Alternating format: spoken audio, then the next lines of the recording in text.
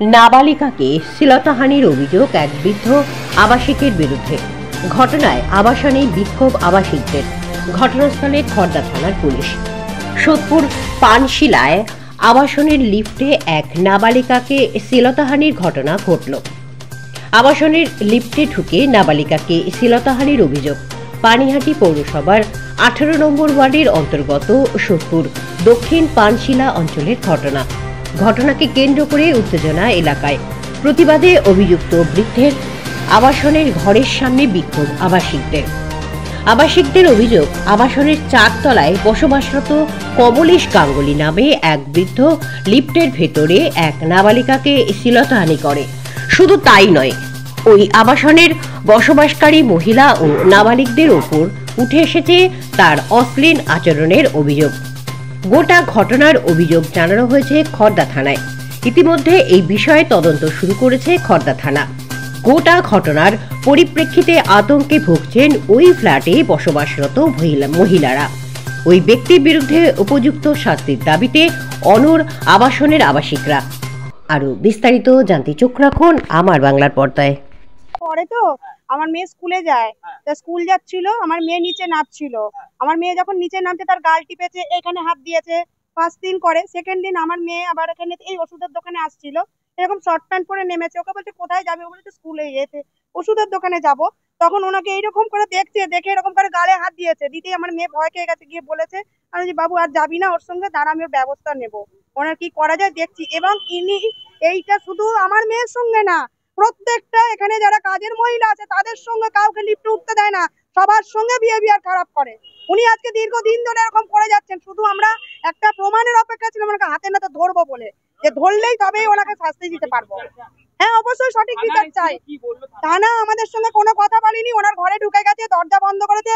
দরজার ভিতরে কি হয়েছে আমরা কিচ্ছু জানি না, সেখানে কি হয়েছে জানি না। পুলিশ এলো, পুলিশ চুপচাপ বেরিয়ে গেল। আমাদের সঙ্গে কোনো কিছু কথাবার্তাও নেই, কিচ্ছু নেই, কোনো চেঁচামেচি নেই, কিন্তু চুপচাপ বেরিয়ে গেল। ওনারাও দেখলাম খুব খুশি, কিছু একটা তো হয়েছে। না হলে নিশ্চয়ই কেউ থানা থেকে যদি পুলিশ আসে, নিশ্চয়ই কেউ এরকম করে আনন্দে থাকতে পারে না। বর্ণালী কুন্ডু, এটা হচ্ছে মানসী প্লাজা, 4th ফ্লোরে হয়েছে। ওনার নাম কমলেশ গাঙ্গুলি। খড়দা অঞ্চলের সাধারণ নাগরিক হিসেবে আমরা চাইছি যে ব্যাপারটা নিয়ে পুলিশ গুরুত্ব দিক, যাতে ভয়াবহ কিছু ঘটে যাওয়ার পর যেন এটা নিয়ে সারা পশ্চিমবাংলার লোক রাস্তায় বেরিয়ে না পড়ে, তার আগে গুরুত্ব দিক ব্যাপারটাকে। যেহেতু ওরা আগে একদিন একটা কমপ্লেন করেছে, পুলিশ এখানে এসছে, তো পুলিশ সেদিনকারে জিডি করেছে কিনা আমরা জানি না। আমরা এই মুহূর্তে শুনলাম যে হয়তো জিডি করেনি, কিন্তু আইনত দিক থেকে আমার মনে হয় পুলিশের সদিচ্ছা দেখানো উচিত ছিল। এই জায়গাটা জিডি করে নিয়ে ব্যাপারটাকে আরও ভালোভাবে দেখা উচিত ছিল, নাহলে আজকের এই ঘটনাটা ঘটতো না। আজকে এত লোক জড়ো হয়েছে, আজকে যদি মারদাঙ্গা হতো বা যদি কারো পাবলিক প্রপার্টি নষ্ট হতো, তার জন্য দায়ী কে থাকতো? প্রশাসন থাকতো। তো প্রশাসনের উচিত যাতে ফার্দার এই ধরনের ঘটনা যাতে খড়দা বা সোদপুর অঞ্চল যাতে না হয়। আর আজকে একটা বাচ্চাকে নিয়ে যেটা হয়েছে, এরকম কত বাচ্চা এরকম ঘটে যাচ্ছে। আমরা আপনাদের কাছে রিকোয়েস্ট রাখবো, বিশেষ করে এই আট টিভি বা বাংলা কলকাতা, তারা যেন এই ব্যাপারগুলো একটু তুলে ধরে, যে এই ধরনের জিনিসগুলো। আর গোপনীয়তা তো রাখতেই হবে। এই যে তার বাবা ভয় পাচ্ছে একটা বাচ্চা যাতে নাম না বেরায়, তা এরকম যদি আমরা ভয় পেয়ে যাই, আর উনি সাহস করে এসছে, তাই ওনাকেও আমরা প্রশংসা জানাচ্ছি, যে সত্যি ধন্যবাদ জানাচ্ছি যে উনি সাহস করে বলেছে। আর এই মহিলাগুলো যারা বলছে যে আমাদের বাচ্চারাও এরকম ধরনের ফ্ল্যাটের লোকগুলো যারা বলছে, সেক্রেটারিকেও রাখা হোক, সেক্রেটারিও জানে ব্যাপারটা, তাকেও অন্তত বলুক। আর আপনাদেরকেও ধন্যবাদ জানাই। এই ব্যাপারে কঠোরভাবে আপনারা এর বিরোধিতা করুন এবং সোশ্যাল মিডিয়াকে কাজে লাগান। প্রশাসনের কাছে আমাদের বিনীত জোড়হাত করে অনুরোধ করবো আমরা, সঠিক বিচার চাই। আপনারা এই ব্যাপারগুলো গুরুত্ব দিয়ে দেখুন। এই এলেন চলে গেলেন, জিডি করলেন না, বা এগুলো এই ধরনের যেন জিনিস না হয়, তাহলে এরা সাহস পেয়ে যাবে। দিনের পর দিন এই জিনিসগুলো কিন্তু বাড়ছে। সোদপুর খড়দা অঞ্চলে বিগত যদি 10 বছরের রেকর্ড দেখা হয়, এই ধরনের কোনো কিছু ছিল না। নতুন করে এই ধরনের জিনিসগুলো হয়ে যাচ্ছে। সেটা মানসিক রোগী হোক বা যাই হোক, তাকে যথাযথ অবস্থানে পাঠানো হোক, ট্রিটমেন্ট করা হোক দরকার হলে, কিন্তু যাতে কোনো বাচ্চা এরকম ক্ষতি না হয়, শ্লীলতাহানি না হয়, বা এরকম গুরুত্ব অপরাধ না জন্মায়, এটা প্রশাসনের কাছে অনুরোধ। আপনার নাম? আমার নাম মিন্টু। আপনি এখানে এই অঞ্চলে থাকেন? এই এলাকার বাসিন্দা। আজকে না হয়েছে গতকাল দুপুর 11:30 সময় পড়তে আসার কথা ছিল, কিন্তু ওকে আমি বলি আমি যদি উইকেন্ডে আমি ছুটি পাই, তো আমি বলছি 12টাতে পড়তে আয়। তো জেনে নিলাম প্রত্যেক দিনই যখনই যাই টাইম টু টাইম পড়তে আসে। এবার হট করে আমি দেখছি 12টা 5-10 বেজে গেছে। ঠিক আছে, এদিক থেকে দুপুরবেলা ব্রেকফাস্ট করে সকালবেলা আসবে। তো ভালো কথা। তো হট করে 12:05 দেখি আমার ঘরে না কলিং বেলটা খারাপ, তো দরজায় ঠক ঠক করলে তবেই আমি খুলি। তো খুলে দেখে ও না হট করে একটু ভয় পেয়েছে, যেটা আমি হট করে খুলেছি তাই। তো ঘরে ঢুকে গেল, আমি ওকে পড়ালাম 1-1.5 ঘন্টা, 2টোর সময় ছুটি দিলাম, ভালো কিছু হয়নি, তো চলে গেল। তারপর এবার দুপুরবেলার বাবা ফোন করেছে আমার বাবার ফোনে, যেহেতু আমার বাবা ওর বাবা বন্ধু, তো ফোন করেছে, ফোন করে বলছে এরকম একজন আছে আমাদের ফ্ল্যাটে, বয়স্ক লোক, উনি এরকম ফ্ল্যাটে যখন উঠছিল লিফট করে, তো আমি সেকেন্ড ফ্লোরে থাকি, তখন ওকে নাকি ছুঁয়েছে। এবার আমার বাবা বুঝতে পারেনি, তো বলছে উনি তো বাবা ওনাকে ডেকেছে, ওকে আর আমার যে স্টুডেন্ট আমার বোন হয় ওকে ডেকেছে বাড়িতে। তো ডাকার পর তারপর যখন ওপরে আমরা গেছি তখন উনি বলছেন যে তখন গিয়ে নাকি ও বাবাকে, মানে আমার স্টুডেন্ট ওর বাবাকে গিয়ে বলেছে আঙ্কেলকে যে এরকম এরকম ছুঁয়েছে, গাল ধরেছে, কাঁধে হাত দিয়েছে, তাহলে এই দুটো জিনিস ওকে বলেছিল বাবাকে। তো সেই ধরতে আমরা সেক্রেটারিকে ডেকেছি, সেক্রেটারিকেও দেখেছেন, একটু হয়ে পড়েছে। তো সেইটা প্রথম থেকে সেক্রেটারি উনি মানে সেক্রেটারির নজরে উনি ছিলেন আজ লাস্ট 1.5 বছর ধরে, যে ওনার সম্বন্ধে কিছু একটা কমপ্লেন আছে, রেকর্ড এরকম ছিল। তো উনি জাস্ট প্রমাণ পাওয়ার জন্য উনি ওনাকে কন্টিনিউ ফলো আপ করেছে। লিফটের যে পুরো কেসটা ঘটেছে উনি বারবার ফার্স্ট ওকে নিয়ে কি করেছে, ওকে ফার্স্ট থার্ড ফ্লোরে নিয়ে গেছে লিফট করে। ও থার্ড ফ্লোর থেকে বেরিয়ে দেখে আমার রুম না ওটা, তো ও আবার লিফটে ঢুকে গেছে। তো ওনার ঘর তো 4 তলা, তো ওনার তো 4 তলায় নিয়ে গেছে, ওনার বেরিয়ে যাওয়া উচিত, তারপর যা করা হোক। উনি 4th ফ্লোরে নিয়ে গেছে, ওখান থেকে আবার ওকে সেকেন্ড মানে একদম গ্রাউন্ড ফ্লোরে এনেছে, তারপর ওকে সেকেন্ড ফ্লোরে নিয়ে তারপর ছেড়েছে। যখন এইটুকু যে পুরোটা সেক্রেটারি মানে দেখেছে, মানে নিচে এসে সিসিটিভি দেখেছে, দেখার পর উনি তখন লিফটে সিসিটিভি বাইরে আছে, তো উনি পুরোটা ফলো আপ করেছে যে উনি পুরোটা ছিলেন। তারপর উনি আমার যখন সেকেন্ড ফ্লোরে নেমে ঢুকে গেল আমার স্টুডেন্ট আমার রুমে, তারপর উনি 4th ফ্লোরে গিয়ে উনি রুমে ঢুকলো। তারপর এসে যখন আমাকে বলে যে উনি এরকম ছুঁয়েছে, তারপর সেক্রেটারি বেরোয়, তারপরে ওনার নামে অনেক অ্যালিগেশনস হয়, এরকম হয়। তারপর আমি আমার স্টুডেন্টের বাবা আঙ্কেল আর আমার বাবা মিলে খড়দা থানায় যাই। খড়দা থানায় গিয়ে আমরা কমপ্লেন করেছি। তো জাস্ট বলেছিলাম জাস্ট টু ওয়ার্ন হিম, যে ওয়ার্ন একটা করে দিয়েছে ভালো হয়। তো পুলিশ যথারীতি এসছে বিকেলের দিকে, কটার সময় এসেছিল, 7:30-8:30 নাগাদ এসেছিল, খড়দা এসেছিল। তো হট করে আমার বাবা ওদের যদি একটু আছে, তো বাবা ওদের বলেছে আপনারা দূরে যান, আপনারা আসবেন, আমি তো ঘরটা চিনিয়ে দিই।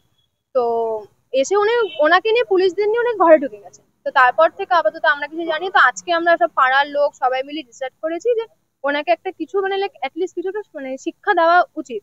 হট করে এখন দুপুরবেলা গিয়ে একটা বলেছে না যে ওর বুকেও হাত, হ্যাঁ কি বলেছে আপনি ওর মানে আরো অন্য জায়গায় নাকি টাচ করা হয়েছিল। আপনার কাছে পড়তে আছে, হ্যাঁ। তার বয়স কত বা সে কোন ক্লাসে পড়ে? এই 8 বছর বয়স, ক্লাস 4 এ পড়ে। এই বিষয়টা নিয়ে আপনারা আতঙ্কিত এরকম আর পুরো সবাই, এটা শুধু আজকে না, এটা অনেক দিন ধরে হয়েছে। আজকে প্রায় এবার আজকে আমি ফ্ল্যাটে আছি প্রায় 4 বছর হয়ে গেল, ঠিক আছে। আমি সেকেন্ড ফ্লোরে থাকি। প্রথম যখন আমার দোকান, আমার নিজের আমার বাবার দোকান অপোজিটে ফ্ল্যাটে, ঠিক আছে। এরকম উনি করতো, অনেক করতো। উনি যদি টাচও না করতেন, উনি চোখ থেকে এমন ভাবে মাপতেন আর এমন ভাবে কথা বলতেন, মানে উনি ওটাতে মলেস্টেশন অর্ধেক করে নিতেন। ওনার নাম কি? কমলেশ গাঙ্গুলি। হুম। তো এবার ওনার মানে আমার বোন হয়, মানে ওনার মেয়েকেও ওরকম অনেক টাচ করেছে, ছাদে গিয়ে করেছে। তো ওই জন্য আমরা ভেবেছি এটা অনেক দিন ধরে চলছে, তো ওই ডিসাইডেড কি কিছু একটা করা উচিত। এবার দেখা যাক সবাই মিলে। নিশা হালদার। তো বছর হয়ে গেছে, হ্যাঁ, আমি এই সব ব্যাপারে খুব নিজেকে বাঁচিয়ে চলি। হ্যাঁ, আজকে লিফট দিয়ে না যখন আমি উঠছি, একটি বাচ্চা মেয়ে, সে আমি বলেছি মুন্নি কোথায় নামবে, ও বলেছে থার্ড। তো থার্ড বলতে 3 তলা বোঝায়। হ্যাঁ, আমি 3 তলা টিপেছি, 3 তলা টিপে আমি দাঁড়িয়ে আছি, বাচ্চা মেয়ে তো, ও বলছে এইটা না, বলে আবার ফেরত এসছে। তখন আমি বললাম আবার কোন ফ্লোরে, তো সেকেন্ড বলছি। এই সেকেন্ডে নামছি, নামিয়ে আমি গেট খুলে দাঁড়িয়ে আছি। ও যখন সেকেন্ডে গেছে, লোক পেয়েছে যেখানে টিউশন করায়, ও যে কারণে ওকে একটু ঘাবড়ে গেছিল।